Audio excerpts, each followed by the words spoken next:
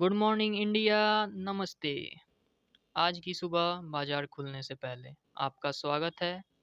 मैं हूं आपका होस्ट। आप सुन रहे हैं opening bell radio, the first note to the market. हमारा काम है आज के दिन के लिए अवेलेबल डेटा, नंबर्स और इवेंट्स को आपके सामने रखना, शांत, कंपोज्ड ढंग से, ताकि आप अपने निर्णय ले सकें। कृपया याद रखें, ये एक समाचारिक और शैक्षणिक संदेश है। किसी भी प्रकार की खरीद, बेच या होल्ड की सलाह नहीं है। बाजार में रिस्क होते हैं। चलिए रात भर दुनिया भर में जो हुआ उसे समझते हैं।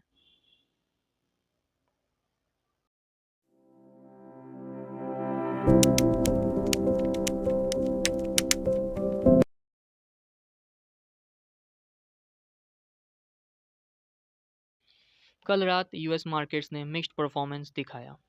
S&P 500 6,939.3 पर बंद हुआ, जो 0.43% या 29.28 पॉइंट्स का डिक्लाइन है। डाउ जोन्स 48,892.47 पर था, 0.36% नीचे।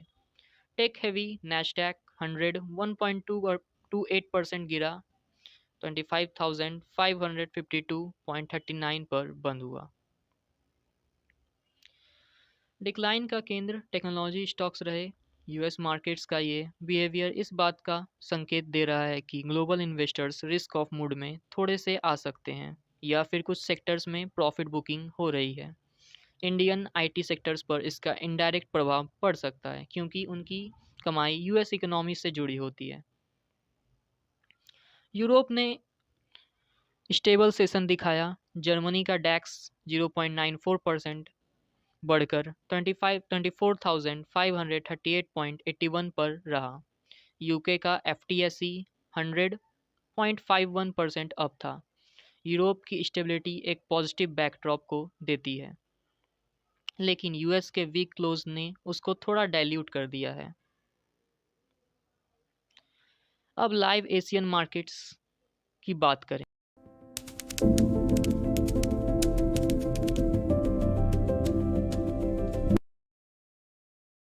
जापान का निक्के 225 फ्यूचर्स करेंटली 53,477.50 पर है, जो 0.32% का गेन दिखा रहा है।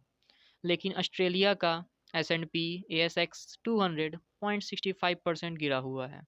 हांगकांग का हैंगसेंग इंडेक्स कल 2.08% नीचे आया था। एशिया का सेंटिमेंट भी मिक्स्ड ही दिखा रहा है। इस मिक्स्ड ग्लोबल बैकड्रॉप का मतलब है कि इंडियन मार्केट्स को आज कोई एक स्ट्रॉन्ग डायरेक्शनल क्यू विदेश से नहीं मिलेगा। डोमेस्टिक फैक्टर्स और इंस्टीट्यूशनल फ्लो ज़्यादा प्रबंधक होंगे।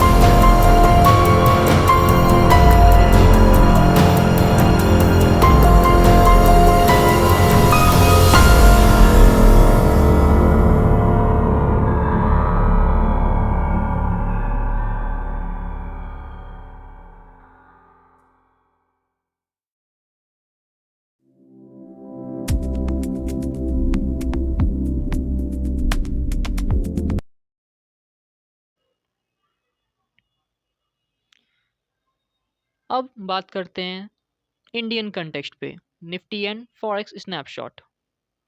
कल हमारा निफ्टी 0.39% या 98.25 पॉइंट डिक्लाइन के साथ 25,320.65 पर बंद हुआ। Advance decline ratio almost equal था, 24 स्टॉक्स अप 25 डाउन। ये एक न्यूट्रल मार्केट इंटरनल स्ट्रक्चर को दिखाता है।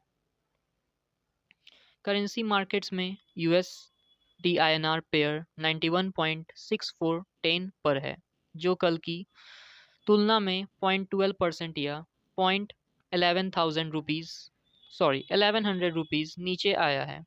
रूपी में थोड़ी स्ट्रेंथ दिखाई। यूरो और पौंड भी डॉलर के मुकाबले कल कमजोर रहे। रूपी की स्ट्रेंथ इंडियन कंपनीज के लिए जो बहुत सारा माल इंपोर्ट करती है, जैसे ऑयल मार्केटिंग कंपनीज, उनके लिए थोड़ी राहत का काम हो सकता है। आईटी कंपनीज के लिए जिनकी कमाई डॉलर में आती है, ये थोड़ा मार्जिन प्रेशर ला सकती है। आखिर कल पैसा कहाँ गया? इंस्टीट्यूशनल एक्टिविटी में कुछ डील्स ने ध्यान खींचा। आईआईएफएल फाइनेंस में मॉर्गन स्टैनले और बोफा सिक्योरिटीज ने ब्लॉक डील्स के जरिए 90.51 करोड़ के शेयर्स 532 रुपये प्रति शेयर की कीमत पर खरीदे। मन्नपुरम फाइनेंस और सनटेक रियलिटी में भी ऐसी ही बड़ी इंस्टीट्यूशनल डील्स हुई हैं। ये डील्स दिखाती हैं कि इंस्टीट्यूशनल इन्वेस्टर्स स्पेसिफिक फाइनेंशियल और रियलिटी स्टॉक्स में बड़ी पोजीशन ले रहे हैं। ये उनकी एनालिसिस पर आधारित है। रिटेल इन्वेस्टर्स के लिए ये महत्वपूर्ण डेटा है कि स्मार्ट मनी कहाँ कॉन्सेंट्रेट हो रहा है, लेकिन ये किसी ट्रेड की कन्फर्मेशन नहीं है। कॉर्पोरेट अनाउंसमेंट्स में आज 47 कंपनीज ने डिविडेंड डिक्लेयर किया है। 2 कंपनीज ने स्टॉक स्प्लिट की घोषणाएं की है और एक ने बोनस इशू किया है। प्रीमियर पॉलीफिल्म के प्रोमोटर ग्रुप ने कॉम्प्लेक्स एक्टिविटी दिखाई। एक एंटिटी ने 6,616 शेयर्स बेचे, जबकि दूसरी ने 89,680 शेयर्स खरीदे। एक इमीडिएट रिलेटिव ने भी इक्वल नंबर ऑफ शेयर्स बेचे और खरीदे, approx 3,000 to 3,500। Vishnu Prakash R Pungalia ने 52.2 लाख शेयर्स पर प्लेज क्रिएट किया है। मियर अप्रैल में प्रोमोटर ग्रुप का 88.89 लाख शेयर्स का ऑफ मार्केट ट्रांजैक्शन हुआ है।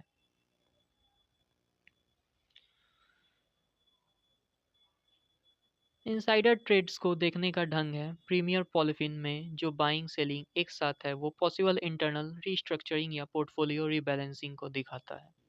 प्लेज क्रिएशन का मतलब प्रोमोटर ने शेयर्स को लोन के कोलाट्रल के तौर पर इस्तेमाल किया है। इस पर निगेटिव नज़रिए से नहीं देखा जाता, लेकिन इसे मॉनिटर किया जाता है। आज 1 फरवरी को सबसे ज़्यादा और सबसे बड़ा इकोनॉमिक इवेंट है इंडिया का यूनियन बजट 2026। बजट घोषणा के बाद वोलेटिलिटी एक्सपेक्टेड है। Sectors like infrastructure, agriculture, banking और टैक्सेशन पॉलिसीज के आधार पर मूव कर सकते हैं।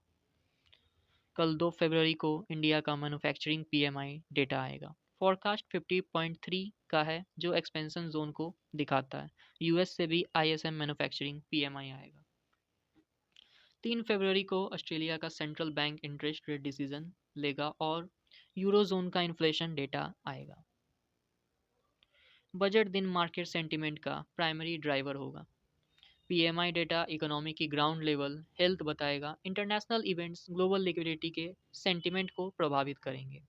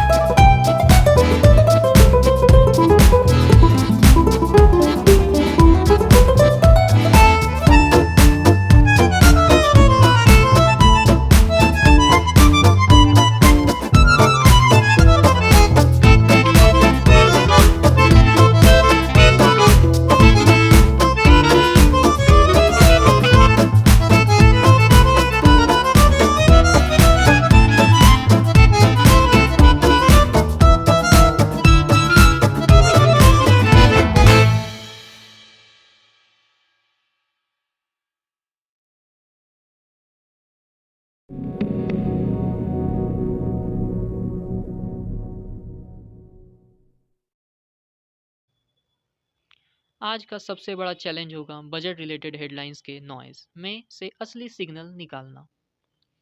हेडलाइंस तेज़ी से आएंगी, कोई सेक्टर जंप करेगा, कोई सेक्टर गिराव दिखाएगा। पहले 60 टू 90 मिनट्स एक्सट्रीम वोलाटाइल हो सकते हैं। इतिहास बताता है कि बजट डे पे इंटेल रिएक्शन होता है। वो कभी कभी फाइनल ट्रेंड नहीं होता क्योंकि मार्केट सब डिटेल्स को डाइजेस्ट करता है। एनालिस्ट अपनी रिपोर्ट्स देते हैं। इसलिए आज ऑब्जर्वेशन का दिन है। हो सकता है डेटा को देखना, हेडलाइंस पर रिएक्ट करने का नहीं। देखिए कि कौन सी पॉलिसीज लॉन्ग टर्म इम्पैक्ट वाली है और कौन सी हेडलाइंस के लिए है। तो ये रहा आज सुबह का डेटा और उसका विश्लेषण ओपनिंग बेल रेडियो पर। The first note to the market. हमने आज देखा mixed global cues, institutional activity, कुछ स्टॉक्स में सिग्निफिकेंट इनसाइडर अपडेट्स और आज के दिन का सबसे बड़ा कदम यूनियन बजट। एक बार फिर ये समाचार है, सलाह नहीं, आपके पैसे आपकी जिम्मेदारी, रिस्क हमेशा ध्यान में रखें।